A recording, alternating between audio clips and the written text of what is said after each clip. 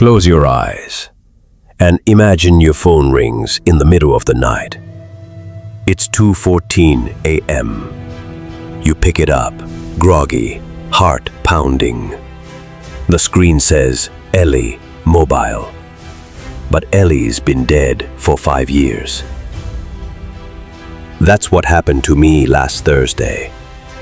My name is Mia, and this is the night I found out death doesn't mean it's over. We were twins, Ellie and me. Same birthday, same laugh, same dreams. Until that accident. A stormy night, a truck, black ice. One moment, and she was gone. The funeral broke me. Her favorite song played while they lowered her coffin. I screamed until my throat bled. I still wear her bracelet. Never took it off. I talk to her sometimes.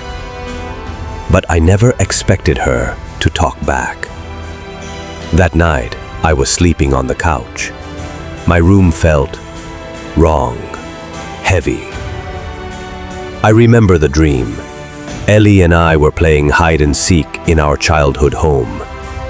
But every time I turned, she was farther away. Her face was blurry, like she was fading. Then the phone rang, and her name lit up the screen. I didn't think. I just answered. There was no sound at first. Then, Mia? My heart stopped. It was her voice, soft, raspy, but definitely hers. Ellie? I whispered. I can't stay long. He's listening. Who's listening? I asked, sitting up, every light in the room now flickering. The man in the walls, she said. He followed me back. That's when the hallway light blew out. I didn't sleep that night. Couldn't. I sat, holding the phone, staring at the dark hallway, listening, waiting. Because somewhere in the silence, I could still hear her breathing. If you've ever felt like someone or something was watching you when no one should be, subscribe now. Because what happened next was only the beginning. The next day, I found the attic door open. I live alone. The ladder was pulled down.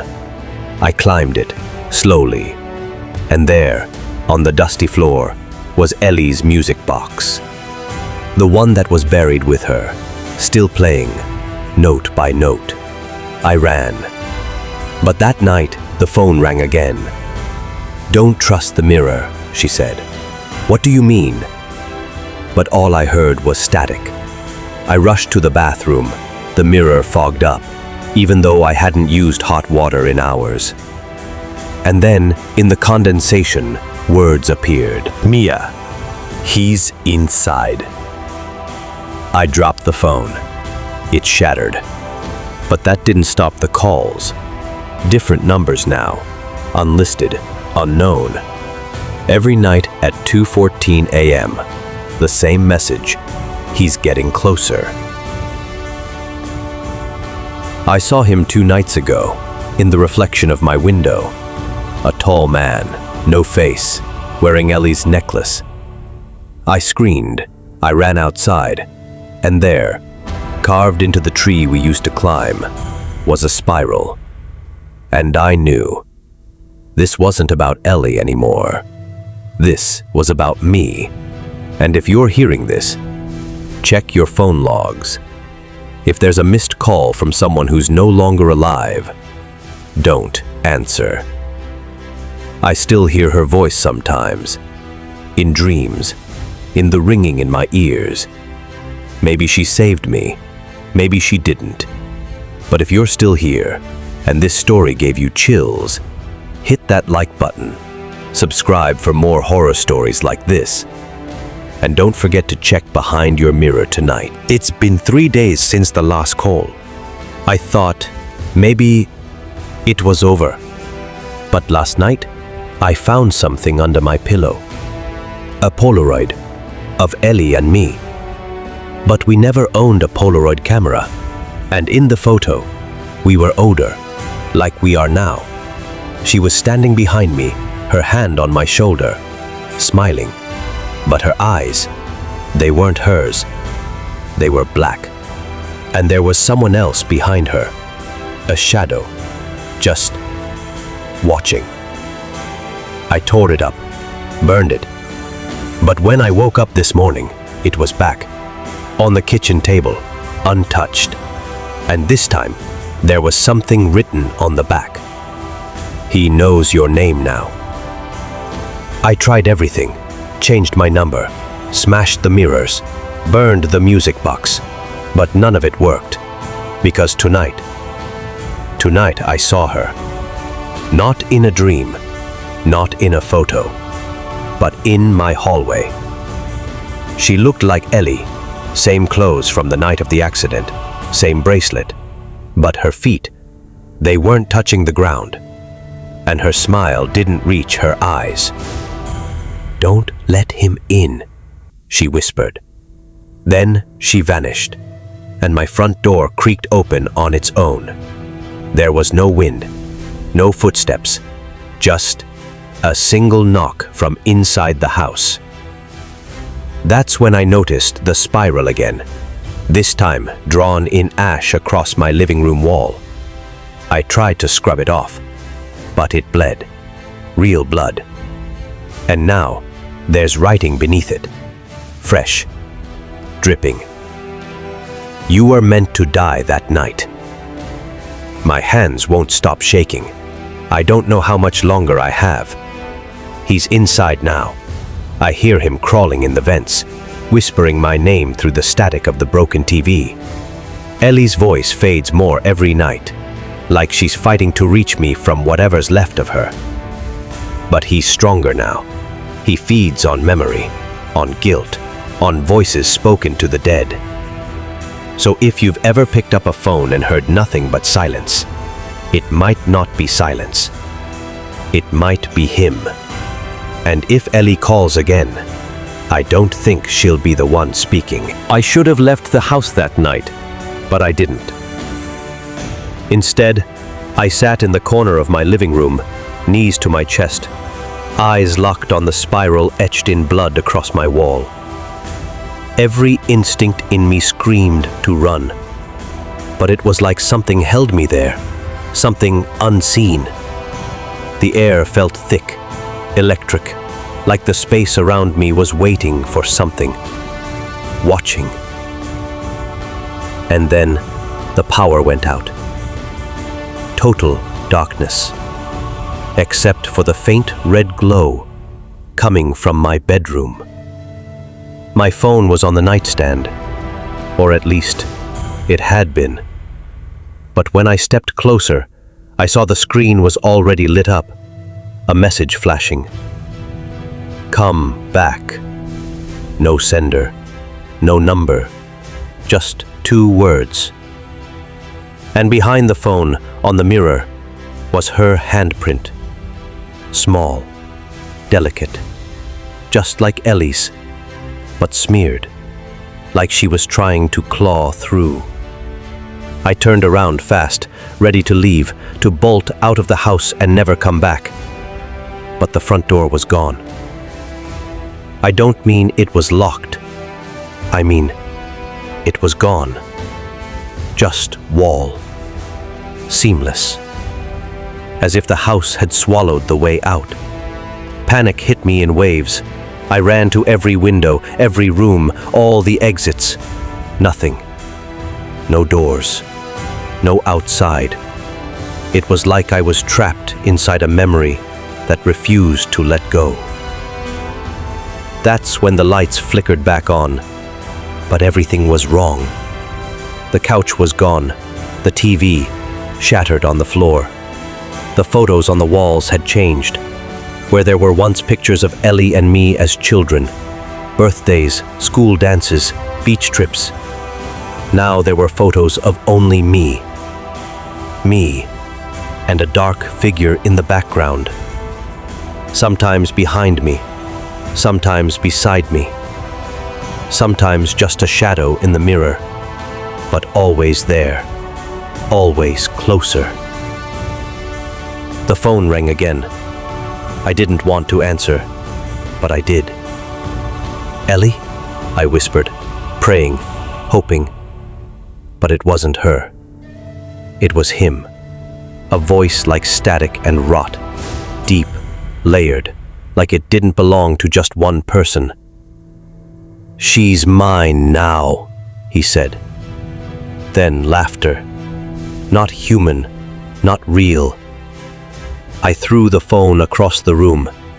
It didn't break this time. Instead, it slid under the couch that wasn't there a second ago. The house was changing, morphing. Or maybe it wasn't the house at all. Maybe it was me. I started seeing things out of the corner of my eye. Flashes, shapes, familiar ones. Ellie's silhouette walking down the... And always, that spiral. It was everywhere now. On the ceiling, the floor, burned into the wallpaper, drawn in ash across my arms while I slept. Each night at 2:14 a.m., the phone would ring, and every time, the voice sounded more like Ellie. But I knew it wasn't her. Not anymore. Her voice was too perfect now, too polished, like someone trying to mimic love, like a monster that learned how to lie. "I miss you, Mia," it would say. "Let me in." Over and over. "Let me in." I tried calling for help. Friends, the police, anyone. But every number I dialed gave the same response. "This number has been disconnected since October 19th, 2018. The day Ellie died. My calendar was stuck on that date now. No matter how many times I tore the page away, the same day stared back at me. I began finding pieces of her everywhere. Her hairbrush, her ballet slippers, her journal, each one left somewhere impossible. I found her diary in the oven, still warm. I found her sweater, the one she was buried in, hanging in my closet, damp, smelling of soil and lavender. But the worst was the videotape. VHS. I haven't owned a player in years, but that night, there was one sitting on my table, old, dusty, already playing. On screen, a video of our childhood. Ellie and I laughing, running through sprinklers in our backyard. But then the tape distorted. The screen cut to static, and when the image returned, it was me, asleep on the couch. From that night. I watched as a tall shadow walked into frame. It leaned over me and whispered something. Then the tape rewound itself and played again. And again. Each time, the shadow got closer to the camera, closer to me, until the last frame was just its hand, reaching out. I stopped sleeping. I couldn't. Every time I closed my eyes, I dreamed of being buried, in her place. I'd wake up coughing, mouth full of dirt, fingernails torn like I'd been clawing my way out. One morning I woke up with a bruised wrist. The bracelet she gave me snapped in half. I never take it off. And deep inside me, something cracked. Not fear, not grief, something primal. Like the version of me that had been mourning Ellie was gone, and something darker had taken its place. I decided to confront it, to face him, to go where it all began, the accident site. It took hours to find. The road had been closed off years ago, forgotten, overgrown. But I knew the turn. I remembered the exact tree we crashed into. It still bore the scar. a massive spiral carved into its trunk, and at its base, a fresh grave, unmarked. But I knew whose it was, not Ellie's, mine. The dirt was disturbed, like something was waiting to crawl out, or crawl in. Then I heard it, my phone, ringing from inside the grave. I dropped to my knees and started digging. Dirt filled my lungs, my nails cracked, my vision blurred, but I kept digging. Until I found it, my phone, covered in mud, still ringing. I answered it, no sound. Then, "Come home, Mia," I screamed, threw the phone into the woods, but it rang again. From my pocket, same phone, same voice. "You brought him back with you." That night, I didn't return to my house. I went to Ellie's grave instead, her real one. I needed answers, closure, something. The cemetery was silent, still, until I saw her, sitting beside her own headstone, Ellie, or the thing wearing her face. She turned slowly. "I told you not to answer," she said.